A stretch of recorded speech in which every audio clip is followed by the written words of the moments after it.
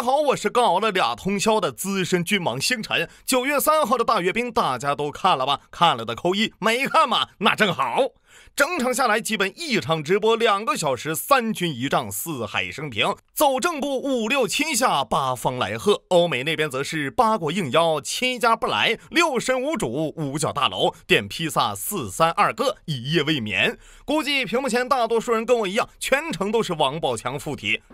煞，写的真是煞。是的，从前被调侃只会换新鞋的老陆，这一下真开上霸天虎了。谁能想到有一天认得最全的居然是飞机？军迷笑传之猜猜兵。一个冷知识，今年是少有的5场1期阅兵的年份，效果可谓各自精彩。有花4500万跃成拜登遛弯放广告搞抽象的美利坚，也有伍德秒杀老美但经典满地马粪的法兰西，还有3个月跃2次被乌克兰顺拐大队抢风头的英吉利。热知识是，虽然这次装备绝大多数都是新货，但官方明确说了，均是国产现役主战装备。而据我军装备一代，生产一代，研发一代的优良传统，这些只是适度先进，可以展示。咱可别忘了，天上还有几片银杏叶子在测试呢。我还有个保留乐趣啊，就是看看别国的反应。首先是董王，他承认看了阅兵，且令人印象深刻。用他的话说是 I thought it was a beautiful ceremony. I thought it was very, very impressive. I was watching, and I was watching. My relationship with all of them is very good. We're going to find out how good it is over the next week or two. 我倒可以理解川宝，毕竟中美2场阅兵相隔不到3月，一对比简直没眼看呐。Chad, does USA have these parades at all? What's the reply of this? What? This?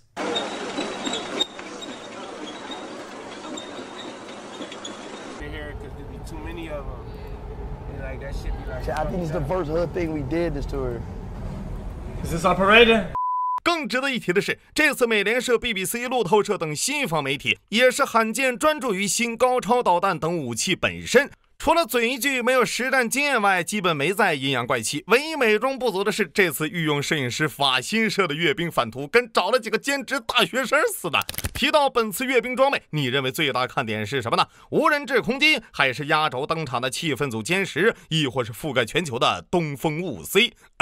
在我看来啊，这顶桂冠当属此前盛传的双离谱坦克，谜底终于揭晓了，它叫百式坦克。0、1、2、3、4、5是5对负重轮，对，这就是59改。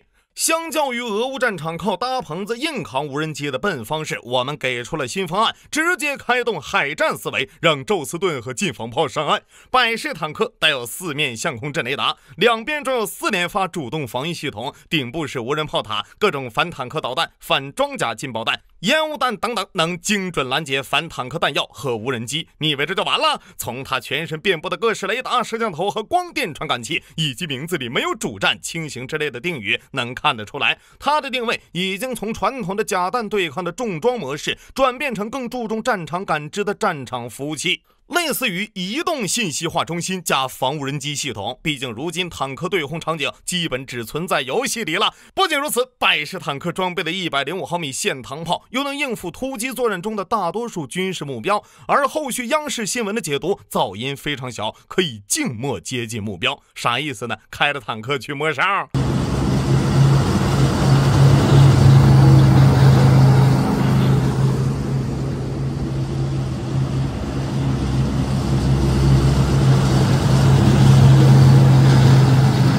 综上，这也几乎实锤的，这是一款增程式混动相控阵新能源坦克，看着身板大概率能上运20空运，方便机动交费。它后面跟了个孪生兄弟百式支援车，配有车载无人机，除了侦察，也许还能执行自杀式攻击任务。这玩意儿上面也有相控阵雷达模块和主动防御系统。另外，考虑到它没有外挂反坦克导弹，极有可能会搭载车载垂发系统。如果是，那大概率相当于防空车加自行火炮加侦察车加火力支援车的集合体。百式坦克拥有超强战场感知能力和交叉火力支援，这就是成与百感交集的来源。除了车载武器外，驾驶员还配有类似 AR 眼镜的设备。吴京说的对，坦克的确没有后视镜，但驾驶员能透过头显进行360度观瞄啊！好家伙，信息化、模块化、通用底盘，这不就是当年被拉姆斯菲尔德砍掉的 F4S 未来作战系统吗？事实证明，老美的 PPT 设计思路还是超前的，只是被执行坏了。据官方提示，阅兵采用实战化编组，这俩又与99B 坦克混编在地面突击方阵，那么可以合理猜测，99系列继续专注假弹对抗，反无人机和信息化点满的摆饰则作为贴身护卫。哦，对了，本次阅兵的装甲力量已经快超过大不列颠、快没北爱尔兰还不怎么联合王国的全部坦克数了。当然了，双离谱已经是阅兵装备中最不离谱的了。那离谱的有啥呢？比如走在无人机方阵前面的反无人机方阵，相比于大洋彼岸上次董王与陆军共庆生日时那个抽象的手持2-3架无人机的方阵，我们这次光反无人机装备都已经有3个，有对付中距离无人机的高能激光武器啊，专打近距离大批量无人机的微波武器，还有啥都能打但是贵的反无弹炮系统。郭帆导演看了都得连夜改剧本。这哥仨能相互配合，在前线从点到面织起一张立体防御的反无人机网。小提一嘴，激光武器大家估计都见过，微波武器工作原理类似于大号微波炉，理论上除了烤鸡还能烤人，据说3哥体验过。这里就不得不考古下某不懂武器老头的至理名言了。这种研发跟投入到军方应用还有多远？距离非常遥远，现在还看不到哪一天装备。我不能说再有10年啊、20年就能够服役，不能，因为美国的经验告诉我们，美国激光武器是世界上最先进的。俄乌战争让全世界看到无人机的作用，低成本就能让昂贵的装甲部队丧失进攻能力。但现在反无人机装备的发展，能重新将装甲优势发挥出来。我不光能用无人机把敌方坦克炸个稀巴烂，反手我还能掏出反无人机系统压阵，继续钢铁洪流。至于我国的无人机发展，熟悉大疆的朋友想必都知道了。但是请注意，这只是民用。由于直播画面闪太快，请看这幅世界名画。这次空中无人机方阵登场的6架无人机应该是6种型号，近期到机翼完全不带重样，念不完，根本念不完。老朋友攻击11无人机、攻击2无人机大家都不陌生，这次还横空出世了2款外形极其科幻的无人制空战机。这俩大宝贝装的居然是战斗机专用的涡扇10C 发动机，用的还是6代机的气动，不带垂尾，加全动翼尖，加柔性蒙皮，加内置弹舱。不是，这飞行性能有多逆天呐！我这里天马行空下 AI 作战，滴滴代打。另外2架中程僚机，一个是加莱特近期到，一个 DSI 近期到了，机翼构型也不一样。毫不夸张的说，无人机这块目前最锋利的矛和最坚固的盾，东大都是遥遥领先。这也再次印证了爽哥联合国说的这句话的含金量。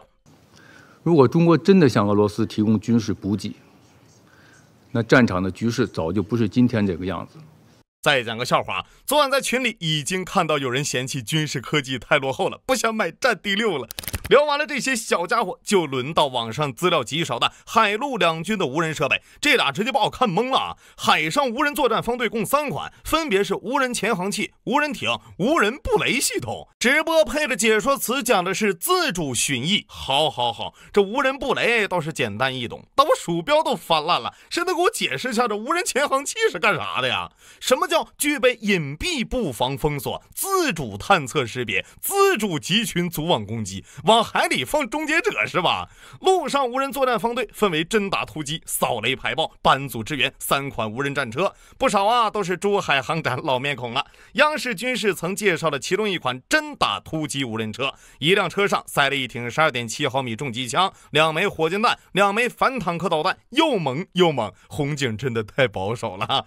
而这次最后镜头一晃而过的是猫猫车家族的新款班组支援无人车。这6轮车大概率是一辆运输中继通信车，小车后面放着2只机器狼，还有1架无人机。我设想下啊，无人机先深入敌方阵地侦察，无人车携带机器狼从正面火力渗透。从配置上说，这个作战单元完全可以独立巡视战线，而它最大的价值应该是随身的传感器和摄像头，基本能让战场单向透明。肯定还有人在幻想在滩涂阻击登陆啊，巷战短兵相接，杀伤有生力量。但阅兵方阵告诉你，过来的根本没有什么有生力量，先跟无人机群玩吧你。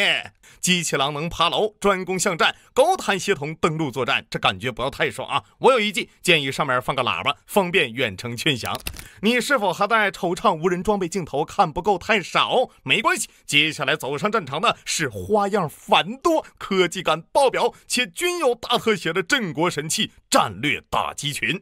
估计大家可能就记住一个压轴的大爹东风5C， 因为即便完全不是军迷，也记得他最响亮的口号覆盖全球。我看到第一辆车还在想着怎么只拉了一个弹头，往后看才发现何止大，一车拉不下，拆成3段运的，因为它是发射井部署。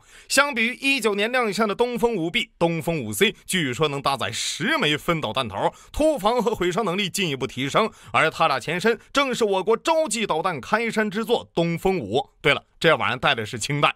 惊喜还远不止于此，还有国产导弹家族的新一系首次亮相的惊雷1空射远程核导弹。各位可能没意识到这玩意儿的恐怖啊，这款导弹是最新6爷改轰6N 的专武。俗话说得好，这不怕6爷挂满弹，但就怕6爷带一枚。轰6N 取消了内置弹舱，具备空中加油能力，在胖妞的辅助下，航程可以轻松突破1万公里，再搭配大概5000至8000公里的惊雷1，你品啊！现在来看，迟迟没出场的 H2O 好像也没那么重要了，对吧？弹幕里的吴彦祖可能要问了，6爷不能隐身，没法突防吧？很简单，先把敌人的防御体系打瘫痪，不就突防了吗？之后就是直接跳过51且参数不详的东风61，据说射程超 1.2 万公里，速度有说25马赫，有说50马赫。怎么说呢？按最低的算，如果你在美国同时点个披萨和东风61，先到的是东风啊，再搭配东风31新型陆基洲际导弹、巨浪3潜射洲际导弹，汇聚成了我军首次集中展示的陆海空机3位一体战略核力量。其他亮眼的史诗级农具还包括鹰击15、鹰击17、鹰击19、鹰击21。小提一嘴啊，鹰击19是我国新型高超音速反舰导弹，采用超燃冲压发动机，能在大气层内进行全程可操控飞行。对了，当隔壁老美还在研究给哪种高超披经费时，我们这边已经冲压双锥体成波体，总有一款适合你。还有呢，据说射程2000余公里，可能在6倍音速的超燃冲压高超巡航导弹，常见1000。一句话总结：简洁、美观、大气。牛逼！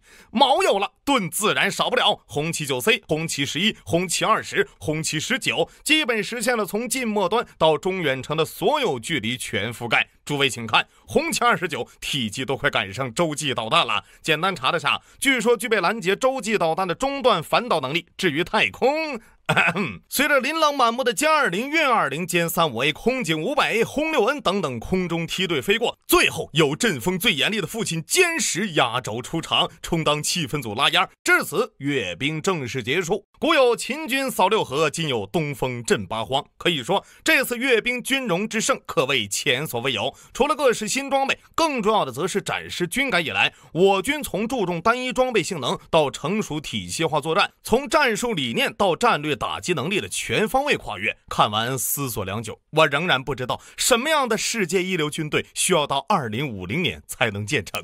今年正值世界反法西斯战争胜利80周年这一世界性纪念日，在这个时间节点，阅兵有着极其特殊的作用。首先，在中美博弈的大背景下，欧美主导的历史叙事、影视、游戏等文化产品长期淡化甚至扭曲二战中国苏联的巨大贡献。如今提到二战转折点，很多人第一反应不是斯大林格勒，而是诺曼底登陆。然而，中苏两国才是二战牺牲最大的2个战场，尤其是中国，历经14年的抗战，是世界反法西斯战争开始时间最早、持续时间最长的国家，超3500万军民伤亡，其中2100万人死亡，近20万人被强征为慰安妇，国土沦陷1/4，细菌战、南京大屠杀、三光政策、731人体实验，日本在我华夏大地的反人类罪行罄竹难书。但至今我们不仅没能等来日本官方的道歉，累累战犯至今仍被供奉在所谓的靖国神社，甚至倭寇还否认南京大屠杀，不断将自己包装成二战受害者。自中国2015年首次举行抗战胜利日阅兵以来，日本用于宣传所谓正确形象的预算超过560亿日元，甚至今年日本官方出面呼吁各国政要拒绝参加阅兵仪式。美国为了自身利益，也在淡化二战与日本的敌对关系。今年3月，国防部长赫格塞斯甚至在牺牲着6000名美军的硫磺岛高声称赞，牢记美日双方士兵的勇敢精神，简直荒诞之极。越是这种颠倒黑白、扭曲历史的时代，中国越需要这种大型纪念活动，要重申历史，震慑宵小。其次，用贸易取代炮火，用合作代替对抗，全球化地球村。自二战后，人类走过了80年合作共赢的黄金发展期，但2025年世界动荡明显加剧，俄乌冲突持续3年未平，以色列侵略加沙仍在继续，还有5月的印巴空战，7月太监边境纷争，中东蠢蠢欲动，全球又一抬头，基于二战胜利建立的国际秩序迎来前所未有的冲击。而作为曾经维护世界和平的力量，美国孤立主义蔓延，不断增设贸易壁垒，退出国际组织。俄罗斯自苏联解体后经济低迷，如今深陷战争漩涡。体量较小的英法由于持续政治动荡，经济不振，自顾不暇，给人感觉五常已经镇不住场子了。在这个100年未有之大变局下，中国挺身而出，祭出史上装备最新、规模最大的阅兵式，以这种庄重方式向历史致敬，既是一次叩击历史的精神洗礼，无疑也在扮演五常压舱石的作用，捍卫二战后的国际秩序。这恰恰是某些国家早已遗忘的东西。人类文明的延续不是某个国家独善其身，而是需要全球正义力量同舟共济。左传有云，国之大事，在祀与戎。中国从未像今天这样如此接近民族复兴的伟大目标。当历史步入21世纪的中叶开端，人类再次走到了命运的十字路口，是要和平发展，还是战争对抗？是求同存异，还是强权独尊？是扭曲历史，还是以史为鉴？这个动荡的世界究竟要朝什么方向发展？中国给出了最自信、最坚定、最洪亮的回答。